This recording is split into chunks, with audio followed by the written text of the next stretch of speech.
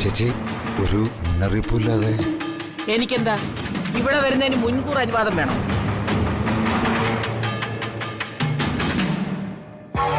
കുറച്ചു നാളായി ഇങ്ങോട്ട് വരണമെന്ന് കരുതിയിട്ട്. ഞാനുമായിട്ട് ഒരു രീതിയിലും ചേരാത്ത ഒരു അമ്മയുണ്ടല്ലോ, ഭവാനി തങ്കച്ചി. അവരെങ്ങോട്ടെങ്കിലും ഒരുമ്പെട്ട് പോകുന്ന സമയത്ത് വരാന്ന് കരുതി.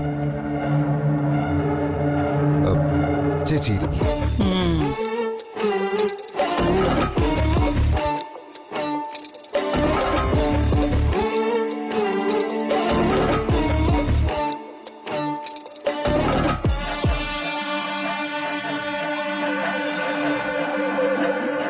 ജനങ്ങളെല്ലാം കൂടെ കഴിഞ്ഞ ഇലക്ഷന് നിന്നെ വീട്ടിലെത്തിയപ്പോ നിന്റെ രാഷ്ട്രീയ വീര്യമൊക്കെ അങ്ങ് കുറഞ്ഞോ?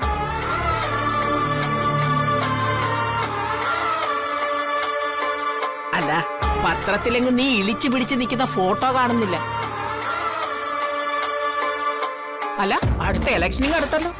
സമയത്ത് ഇളിച്ചും കൈകൂപ്പിയും ജനങ്ങളുടെ മുന്നിലേക്ക് ചെന്നാ അവര് നിന്നെ വീണ്ടും തട്ടേ കയറ്റും.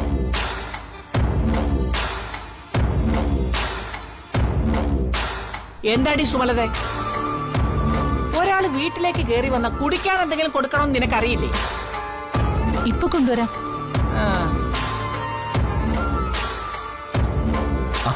ആരാ ഇത്?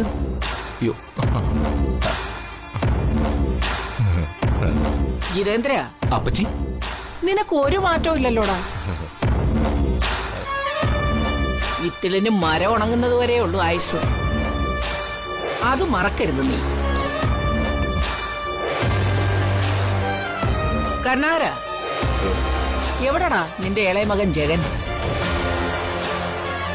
പഞ്ചഭൂതങ്ങൾ പോലും അറിയാതെ ഒരുത്തിയ താലി കെട്ടി ഗാന്ധർവ വിവാഹം കഴിച്ചുകൊണ്ട് വന്നവൻ. അവൻ മുകളിലുണ്ട്. അവൻ കെട്ടി എഴുന്നള്ളിച്ചോണ്ട് വന്ന ഒരുത്തി ഉണ്ടല്ലോ ഇവിടെ. ഓ ഉണ്ട്. എങ്കിലേ അവന്റെ അച്ഛയെ ഒന്ന് വിളിക്കും. എന്താടി വിളിച്ചു നിൽക്കുന്നേ? പോയി വിളിച്ചോണ്ട് വാടി. കേട്ടില്ലമ്മേ?